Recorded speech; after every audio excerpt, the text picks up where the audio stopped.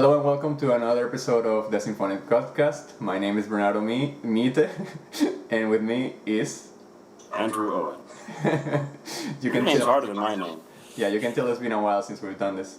Obviously, as you can tell by the format, things have changed a little bit. We're in different cities at the moment. Andrew is in the same room that we know and love, but I am currently in Tennessee because He left us? Why? So today we're going to be talking about Claude Debussy and his composition La Mer. Also, if you want to know more about Impressionism, of course, you can check out our second episode. That's going to tell you a lot about some of the themes that we're going to be talking about today. You can learn more about the Impressionism, of course. All right. So, Andrew, you want to start talking about Debussy? Sure. Well, I guess we can start with some of his basic early life details. He was born Achille Claude Debussy. He later changed his forename. He reversed the two to Claude Achille Debussy. Achille being his father's, a name that he got from his dad. He was born on 22nd of August in 1862 in Saint-Germain-en-Laye, which, as you can probably guess from the outrageous accent, is in France. He was the oldest of 5 children. His father, Manuel Achille Debussy, owned a china shop there. His mother, Victorine Manoury Debussy, was a seamstress, so hard at work every day. Family moved to Paris in 1867, but in 1870, Debussy's pregnant mother fled with Claude to his paternal aunt's home in Cannes to escape the Franco-Prussian War. Debussy began piano lessons there at the age of 7 with an Italian violinist in his early 40s named Cerutti. His aunt paid for the lessons, so he had some early violin instruction. In 1871, he drew the attention of Marie Motet de Fleurville, who claimed to have been a pupil of Frédéric Chopin. Debussy always believed her, although there is no independent evidence to support her claim. So his talents were quickly developing, and in 1872, at the age of 10, Debussy entered the Paris Conservatory, where he spent the next 11 years of his life. While he was there, he studied with Ernest Guiraud. He studied music history with Louis-Aubert Bourgault-Ducaudray. He studied harmony with Émile Durand, piano with Antoine-François Marmontel. He studied organ with César Franck, which is a huge name. And he studied solmization with Albert Lavignac. He studied for 11 years at this place, so he got plenty of good information, plenty of good instruction. He also became a lifelong friend of a fellow student and the distinguished pianist Isidore Philippe. So he was able to develop lots of early friendships and early connections with people that helped him throughout his life. Though after Debussy's death, many pianists always looked to Philippe, this person that he was very close friends with, for advice on how to play Debussy's music. So if he was considered a scholar on that, surely he must have known him quite well. Mm-hmm. Okay. Debussy was argumentative and experimental from the outset, although clearly talented. He challenged the rigid teaching of the academy, favoring instead dissonances and intervals that were frowned upon. Like Georges Bizet, he was a brilliant pianist and an outstanding sight reader who could have had a professional career if he wanted, but he chose not to. He wanted to be a composer instead. So the pieces that he played in public at this time included sonatas by Beethoven, Schumann, and Weber. And also he was notable for playing Chopin's piano concertos, his first piano concerto. Yep. Yeah. So during the summers of 1880, 1881, 1882, Debussy accompanied Nadezhda von Meck, the wealthy patroness of Tchaikovsky, as she traveled with her family in Europe. The young composer's many musical activities during these vacations included playing four-hand pieces with von Meck at the piano. He gave musical lessons to her children. He performed in private concerts with some of her musician friends. Despite von Meck's closeness to Tchaikovsky, the Russian master appears to have had minimal effect on Debussy. She was really important, but Debussy didn't really take so much of her musical insight. In September 1880, she sent Debussy's Danse Bohémienne for Tchaikovsky's perusal. She wanted Tchaikovsky to look at one of Debussy's pieces. A month later, Tchaikovsky wrote back to her, "It's very pretty, it's much too short, not a single idea is expressed fully, the form is terribly shriveled, and it lacks unity." So Debussy did not publish the piece, and the manuscript remained in the von Meck family. It was eventually sold much later on in 1932 out of that. So yeah. A greater influence was Debussy's close friendship with Marie Blanche Vassinier, who was a singer that he met when he began working as an accompanist to earn some money, embarking on an 8-year affair together. She and her husband, Parisian civil servant Henri, gave Debussy emotional and professional support. Henri Vassinier introduced him to the writings of influential French writers of the time, which gave rise to his first songs, settings of poems by Paul Villagnier, the son-in-law of his former teacher, Madame Miethe de Fleurville. Everybody knew each other. Everybody was related. Nobody likes an affair, but oh well. So in 1884, he won the Prix de Rome with his composition L'Enfant Prodigue. So Debussy received a scholarship to the Académie des Beaux-Arts, which included a 4-year residence at the Villa Medici, the French Academy in Rome, to further his studies. So he lived in Rome for quite some time, for I believe a year there in 1884, because of having won the Prix de Rome. It was quite a difficult thing to win the Prix de Rome. It had to do with composing a fugue without the use of a piano in X amount of time, and everybody had to do it a certain way, and the best one won. It's kind of a difficult process. But according to letters to Marie Blanche Vassinier, or Vanier, perhaps in the part designed to gain her sympathy, he found the artistic atmosphere stifling there. He found the company not pleasant. He found the food to be really bad. The monastic quarters were abominable. He didn't really like Italian opera either. He found the operas of Donizetti and Verdi to be tasteless. He didn't like it at all. So Debussy was often depressed and unable to compose, but he was inspired by Franz Liszt, whose command of the keyboard he found admirable. So in June 1885, Debussy wrote of his desire to follow his own way. He said, "I am sure the Institute would not approve, for naturally it regards the path which it ordains as the only right one, but there is no help for it. I am too enamored of my freedom, too fond of my own ideas." Ever the romantic. Yeah. So Debussy finally composed 4 pieces that were sent to the Academy. The Symphonic Ode Zuleima, based on a text by Heinrich Heine, the orchestral piece Printemps, the cantata La Damoiselle Eule, written between 1887 and 1888, which was criticized by the Academy as bizarre, although it was the first piece in which the stylistic features of Debussy's later style began to emerge, and the Fantasie for piano and orchestra, which was heavily based on César Frank's music and therefore eventually withdrawn by Debussy. The Academy reproached him for courting the unusual and hoped for something better from the gifted student. Although Debussy's works show the influence of Jules Massenet, Massenet himself stated that Debussy was an enigma. Yes. During his visits to Bayreuth in 1888 to 1889, Debussy was exposed to Wagnerian opera, which of course Bayreuth is where Wagner's operas were always done. So this had a huge impact on his work. Debussy, like many young musicians at the time, responded positively to Wagner's sensuousness, his mastery of form, his striking harmonies. Wagner's extroverted emotionalism was not to be Debussy's way, but the German composer's influence is evident in La Damoiselle Élue and the 1889 piece Cinq Poèmes de Charles Baudelaire.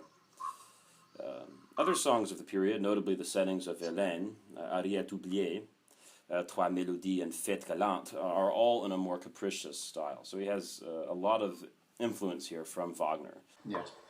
Mm-hmm. And around this time, Debussy met Eric Satie, who proved a kindred spirit in his experimental approach to composition and to naming his pieces. Both musicians were bohemians during this period, enjoying the same café society and struggling to stay afloat financially. In 1889, at the Exposition Universelle in Paris, Debussy first heard Javanese gamelan music, which of course, as you know, is that very percussive Asian music that sounds kind of out of tune to us. Bunch of gongs and bells. Yeah. So he incorporated gamelan scales, melodies, rhythms, and ensembles textures into some of his compositions. And most notably among these are pagodes from his piano collection, Estamps. Oh, and now we're moving into his personal life.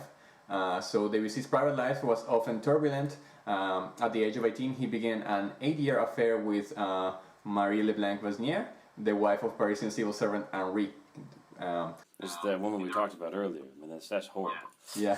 So this relationship eventually flattered following his winning of the Prix de Rome in 1884 and obligatory residence in Rome, like you said. Right. So on his, the affair ended as he moved to Rome for that. On his permanent return to Paris and his parents' home on the Avenue de Belleine, now Rue de Liège, he began a tempestuous relationship with Gabrielle Dupont, a tailor's daughter from Lisieux, soon cohabitating with her on the Rue de Londres and later the Rue Gustave Doré. I love this podcast for getting to play with French in my mouth. It's delightful. During this time, he also had an affair with the singer Thérèse Roger, to whom he was briefly engaged. Such cavalier behavior was widely condemned and precipitated the end of his long friendship with Ernest Chausson, a very important song composer. Yeah. One of his contemporaries. If you're a libertine, you have to expect to lose a few friends. Yeah. Let's see.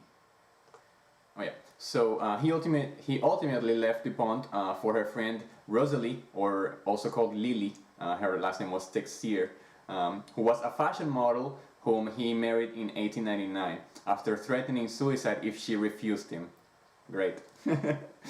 Typical. Yeah. However, although Texier was affectionate, practical, straightforward, and well liked by Debussy's friends and associates, he would become increasingly irritated by her intellectual limitations and lack of musical sensitivity.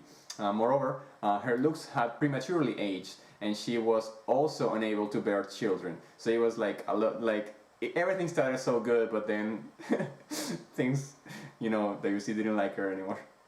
Yeah, he has a lot more in common with Tchaikovsky than people even think. Not only through Nadezhda de Fonmec, but also by being associated with a woman who would threaten suicide if he left her.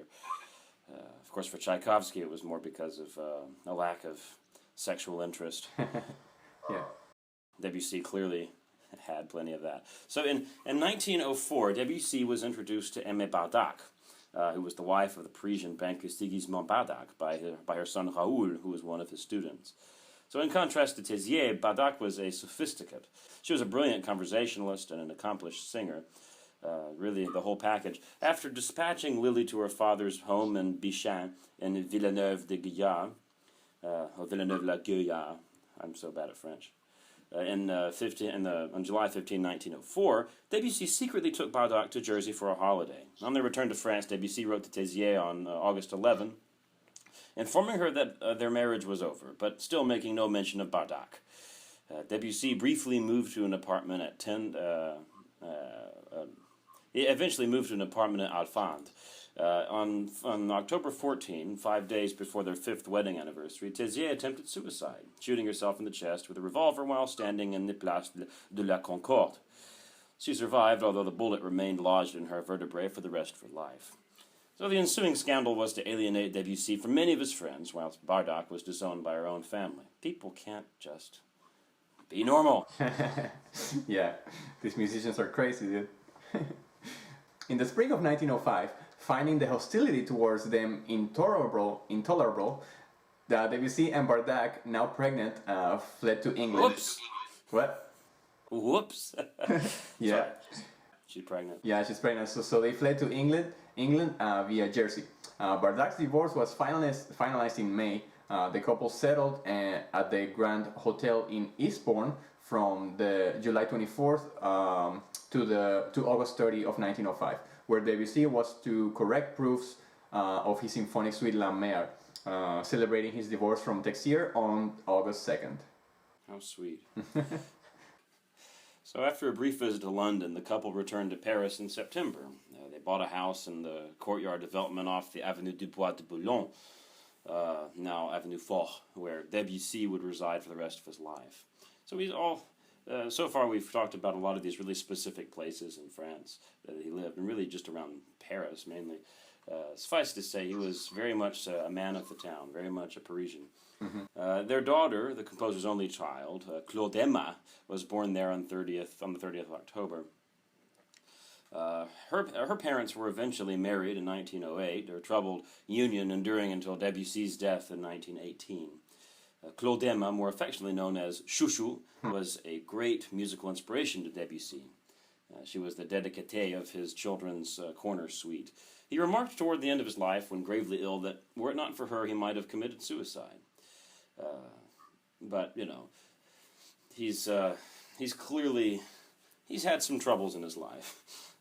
Claude Emma outlived her father by scarcely a year, unfortunately, succumbing to the diphtheria epidemic of 1919 after a doctor administered the wrong treatment.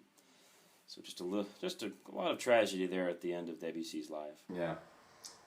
Mary Garland, who played the part of Melisande in the original production of Peleas and Melisande in 1902, was to write him, "I honestly don't know if Debussy ever loved anybody really. He loved music, and perhaps himself. I think he was wrapped up in his genius. He was a very, very strange man."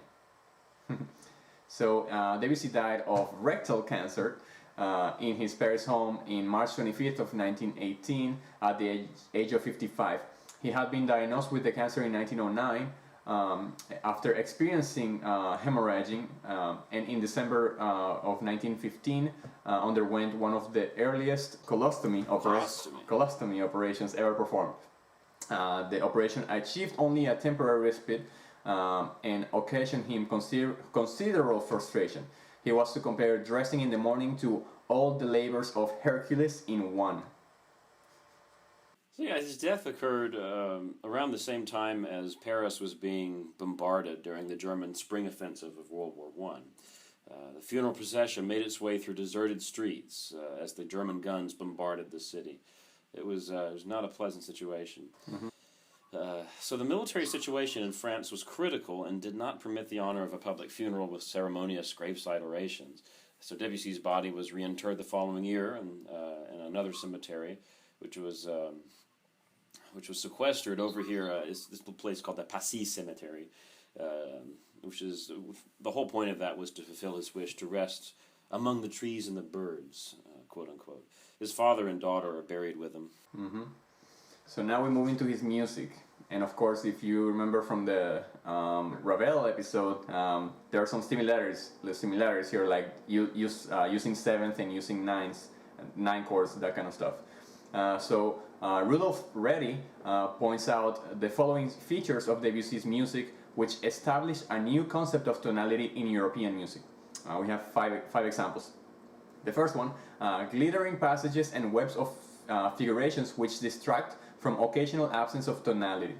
Number two, frequent use of parallel chords, which are in essence not harmonies at all, but rather chordal melodies and rich unisons, described by some writers as non-functional harmonies. All things that I like that, and rich unisons. That's nice. Yeah, and these are things that we talked about in Ravel's episode. Also, number three, bitonality, or at least bitonal chords. So that will be two chords of different tonalities put together.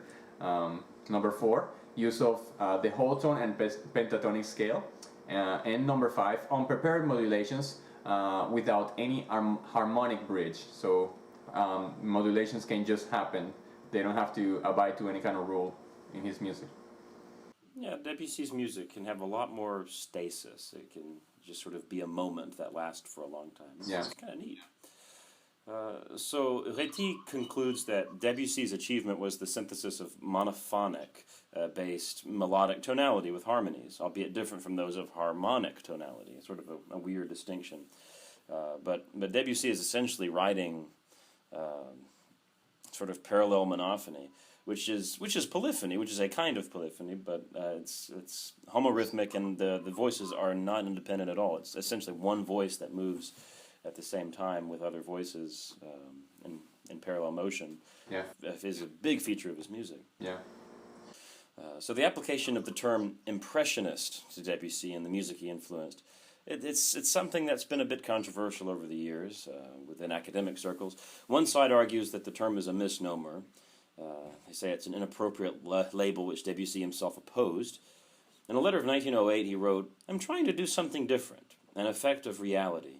What the imbeciles call impressionism, a term which is as poorly used as possible, particularly by the critics, since they do not hesitate to apply it to Turner, another person, the finer creator of mysterious effects in the world of art, quote unquote."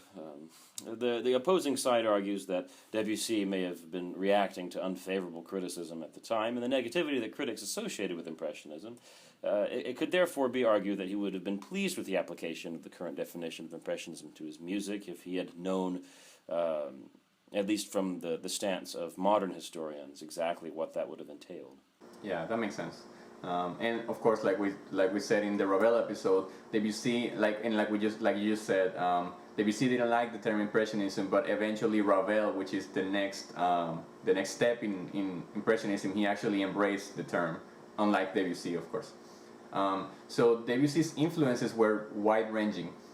He acquired a taste of parallel motion in fifths, fourths, and octaves from medieval music.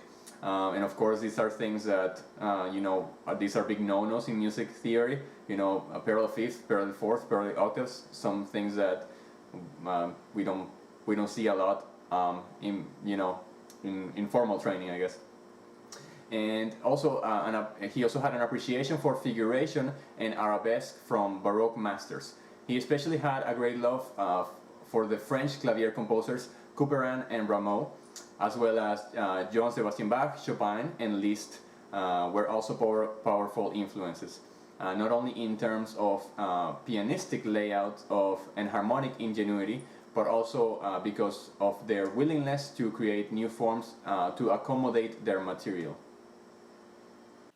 Yeah, among the Russian composers of his time, the most prominent influences on Debussy were Tchaikovsky, Balakirev, Rimsky-Korsakov, Baradin, and Mussorgsky. We've talked about those in a prior podcast as well. Mm-hmm.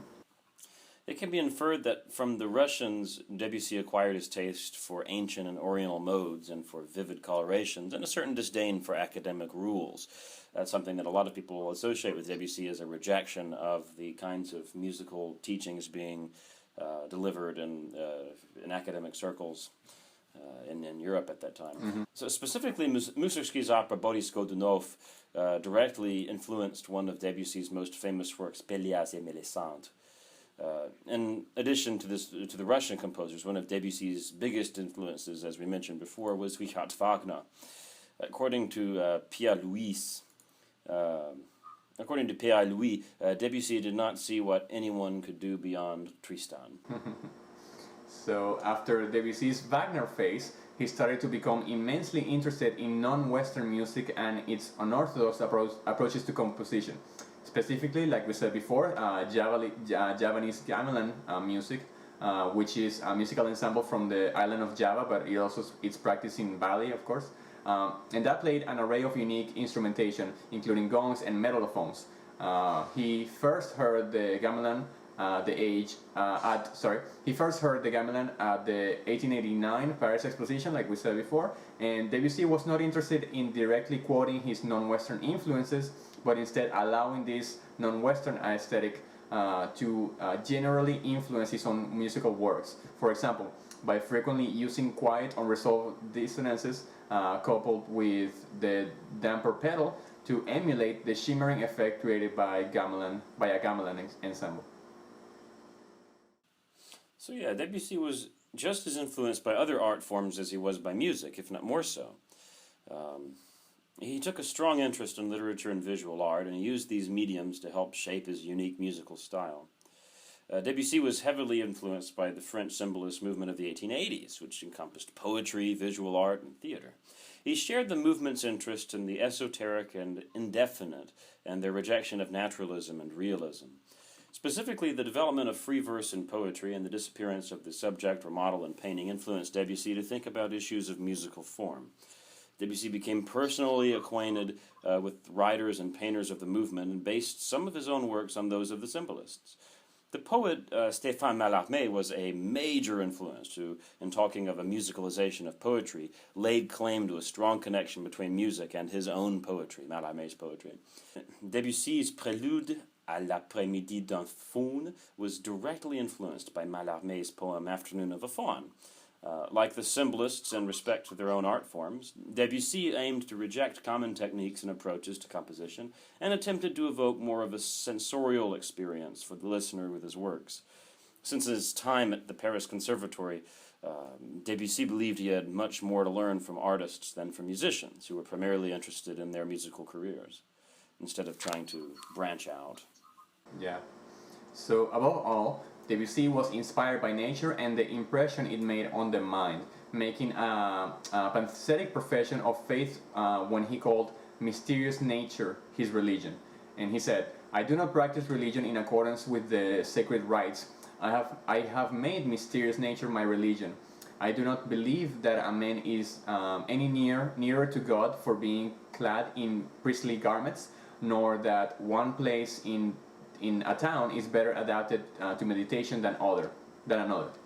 When I gaze at the sunset sky and spend hours contemplating its marvelous ever-changing beauty, an extraordinary emotion overwhelms me. Nature in all its vastness is truthfully reflected in my sincere, though feeble soul. Around me are the trees stretching up their branches to the skies, the perfumed flowers gladdening the meadow, the gentle grass carpeted earth, and my hands unconsciously assume an attitude of adoration.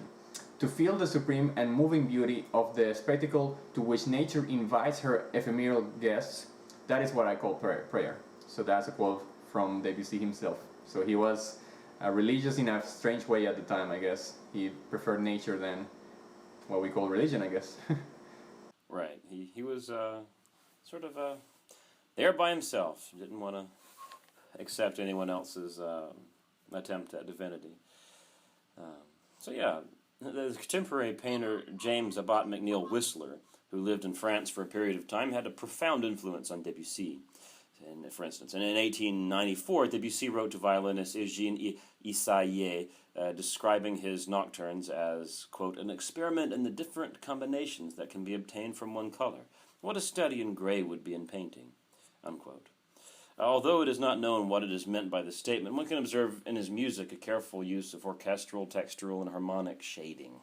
There's just a lot of emphasis on taking a single idea and finding new ways of making that idea sound slightly different. Yeah. But without those traditional ways that you might expect from people like Brahms or other folks who use differences in melodic gesture, but more just playing with the colors, making timbre its own musical element. Yeah.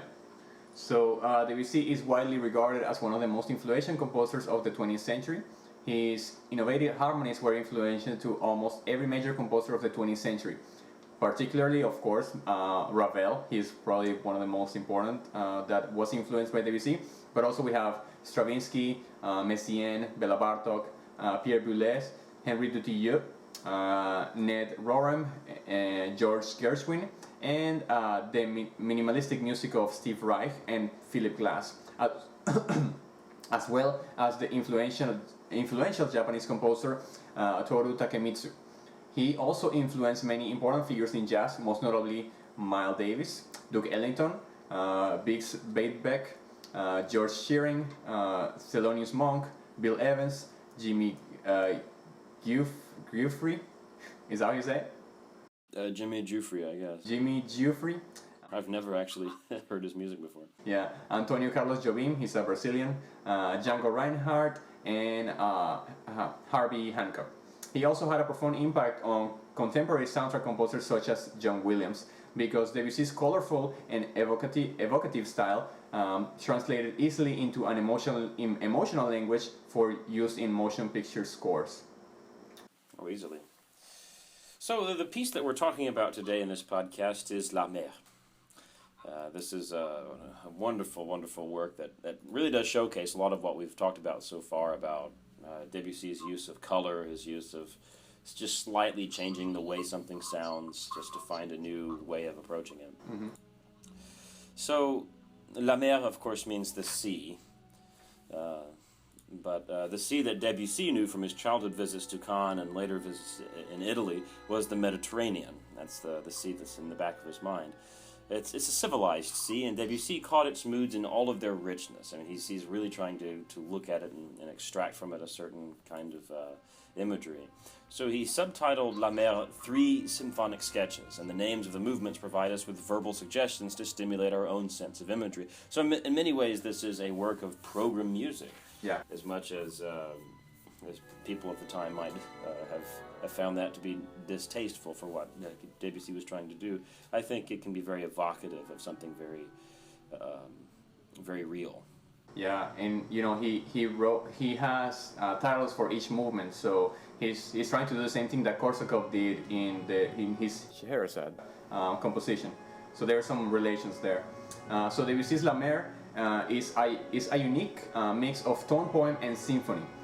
Three-movement impression of the ocean as the idea took shape in his mind. Debussy wrote to a friend in September of 1903 that I was destined for the fine career of a sailor, and that only the accidents of life put me on another path.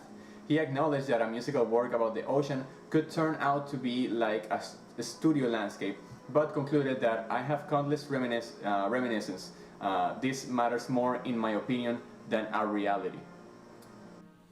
Yeah, Debussy was decidedly not interested in program music and pictorialism specifically. Indeed, only a few months later, earlier in a concert review for a Paris newspaper, he had written that the popularity of Beethoven's Pastoral Symphony rests on the common and mutual misunderstanding that exists between man and nature.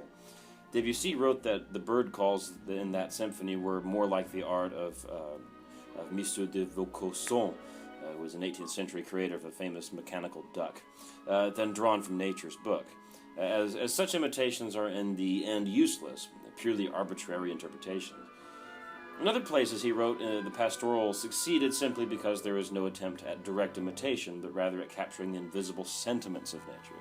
So really that's what Debussy is trying to get at more than anything. It's not depicting real physical things as much as he tries to depict the mood that these things evoke in the mind. Yeah. So if Debussy thought that Beethoven could not pull off an imitation of nature in music, he certainly was not about to try it himself. The determination to depict the ocean generally rather than specifically led to changes in titles. In 1903, in a 1903 letter to his publisher, Debussy proposed The Sea, 3 symphonic sketches for orchestra. First movement, he first called Beautiful Sea by the Bloodthirst Islands. Number 2 he called Play of the Waves, and number 3 he called The Wind Makes the Sea Dance. By the time Debussy was finished with La Mer in March of 1905, he had changed the title of the first movement to From Dawn to Midday on the Sea, and the last movement he also changed to Dialogue of the Wind and the Sea. The original title of the first movement was the title of a short story by Camille Mauclair. Though Debussy liked the contrast between beauty and bloodthirst, he gave it up, probably because using Mauclair's title might have given the idea that the music tracked the story. So he's really trying to distance himself from the programmatic sense. So not giving too much leeway, he just changed the title, not to track the story of Mauclair. To me, it just seems like an evolution or just a different approach to programmaticism. I mean, it's he's clearly talking about a sea. He's clearly talking about real physical things. But I think what really makes his music special, or at least innovative, is that he is trying to find the specific mood, trying to find something a little deeper than just the physical thing. Yeah. So the 3 movements have a similar feel, perhaps because some similar building blocks went into them. The first thing heard above the quietly droning basses is a rising progression built on the whole tones, fourths and fifths, and using the rhythmic figure of a short note on the downbeat moving to a much longer one. Fourths and fifths stacked on each other have a strong forthright quality. They are the key elements of fanfares, for instance.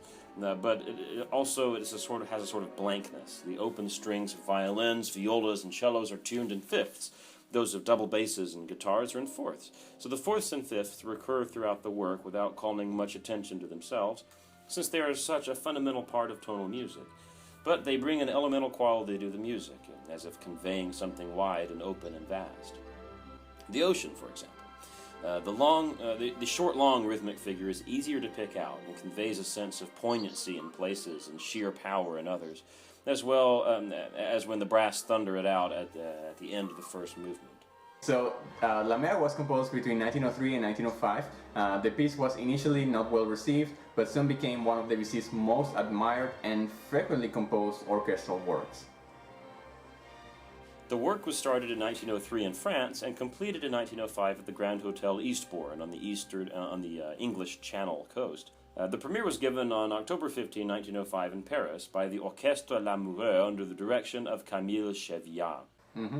So Eastbourne was also where Frank Bridge was to complete his suite The Sea in 1911.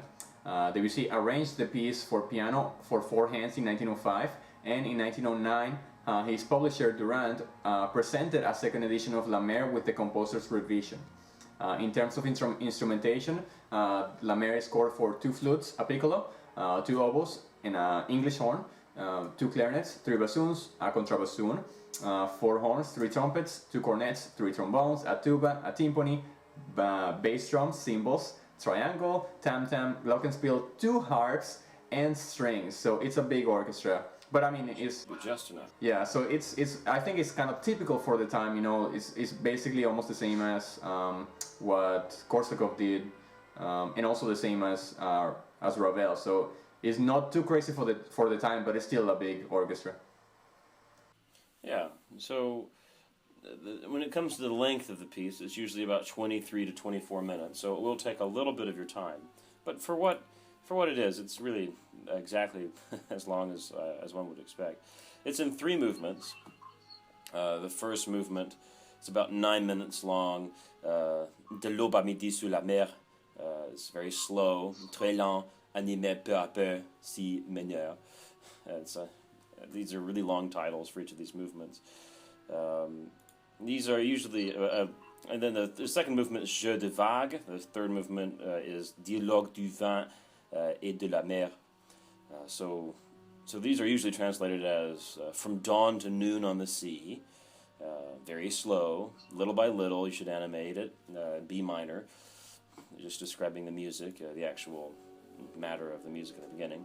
Second movement is called the play of the waves, Jeu de vagues, which is allegro with very versatile rhythm, animated, and this is in C sharp minor.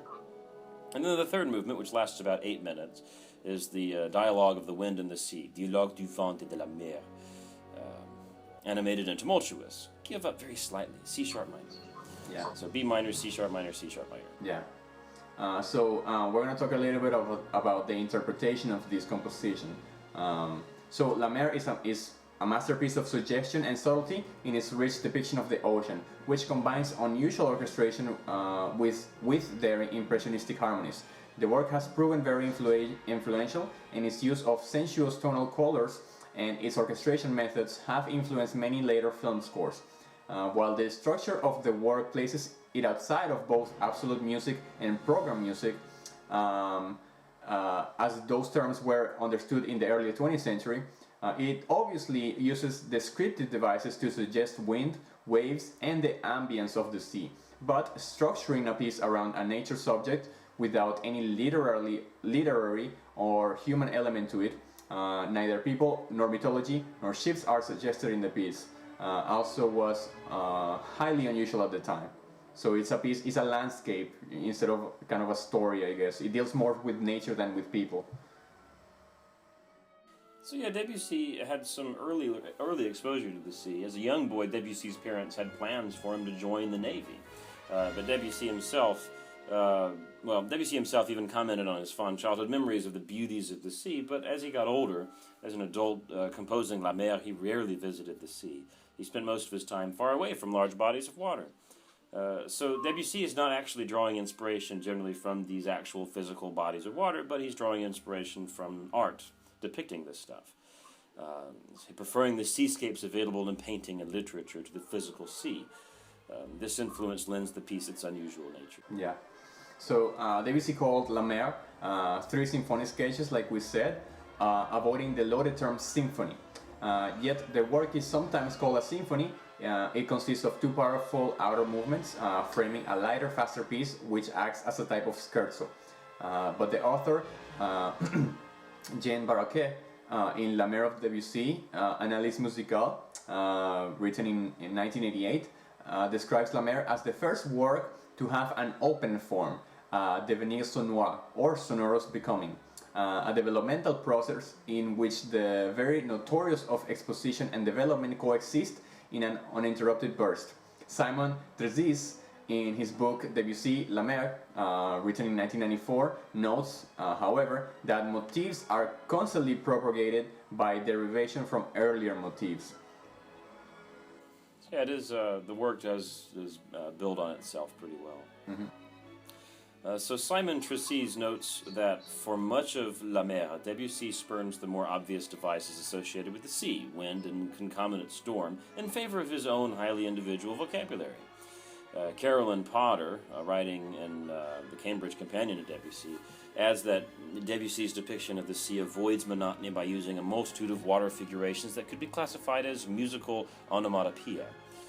They evoke the sensation of swaying movement of waves and suggest the pitter-patter of falling droplets of spray and so forth. And significantly, avoid the arpeggiated triads used by Wagner and Schubert to evoke the movement of water. Yeah. And I mean, we also talked about this in our Ravel episode, because Ravel uses some of these ideas in the beginning of Daphnis and Chloe, where he's trying to depict this kind of water or river.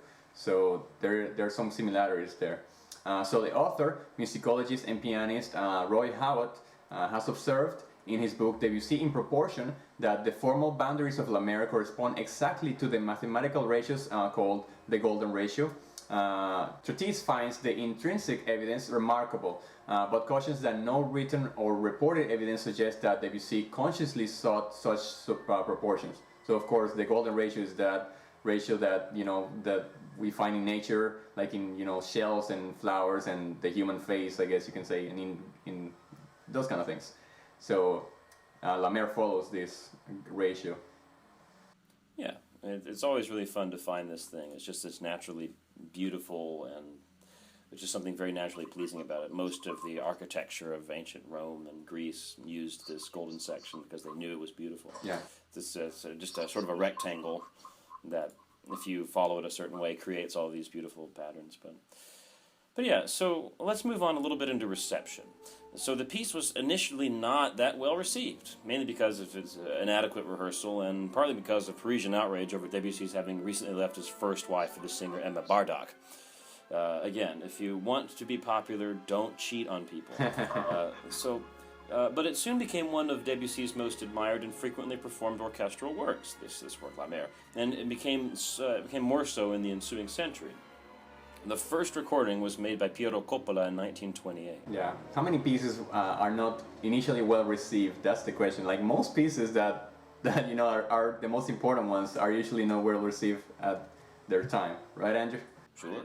I mean, sometimes you get lucky. Sometimes you got Handel's Messiah, which from its premiere to today is still like the most popular thing. But then you have things that just never received good premieres. Like Carmen, for instance, was an absolute flop. Yeah. Nobody liked that thing. It was just too much, too gross. And of course, famously, The Rite of Spring or Beethoven's Fifth. Oh, yeah. So in a book of interviews, the great Ukrainian and Soviet pianist Sviatoslav Richter called La Mer a piece that I rank alongside the St. Matthew Passion and the Ring Cycle as one of my favorite works. So obviously Richter really liked La Mer. Oh, yeah. From Dawn to Midday on the Sea explores these sometimes subtle, sometimes dramatic changes of atmosphere and lighting that accompany the progress of morning on the water. Mm-hmm. That's the first movement. Yeah. The second movement, Play of Waves, draws the imagination to the spheres of light and motion. One senses the rocking of the waves, the unexpected shift of current, and the iridescent glint of sunlight on the surface of the water, and the mysterious depth of teeming with life. And then the third movement, Dialogue of the Wind and the Sea, is at once ominous and urgent. One feels close to the sea's danger as the orchestra heaves and swells in great washes of sound. A moment of suspenseful calm is reached before a great final build-up shows the sea in a stormy triumph, dazzling and full of elemental force. Yeah, so as you can see, we're not talking too in depth of these movements because, usually when we talk about the movements, we usually talk about their form or their structure and things like that. But it's kind of it's harder to do that with Debussy because everything is not as formal as when we talked about Brahms. So, is there anything else you want to say, Andrew? Not at all. I think we've covered a good bit about La Mer. It's hard to talk about the piece in too specific a term. Yeah. So thank you for listening to another episode of the Symphonic podcast. Of course, from now on, we're going to try to have an episode every week. I know we've been kind of delayed, but I was moving, and then we were trying to set up all the systems to make sure that it recorded correctly, and hopefully we'll be able to iron out all the kinks from now on. And from now on, I'm gonna try to have the podcast posted between Saturday and Sunday of every week. And of course, you can email us at symphonicpodcast@gmail.com if you have any questions or concerns. And you can of course listen to us on iTunes. And until next time, thank you for listening. Thanks for listening.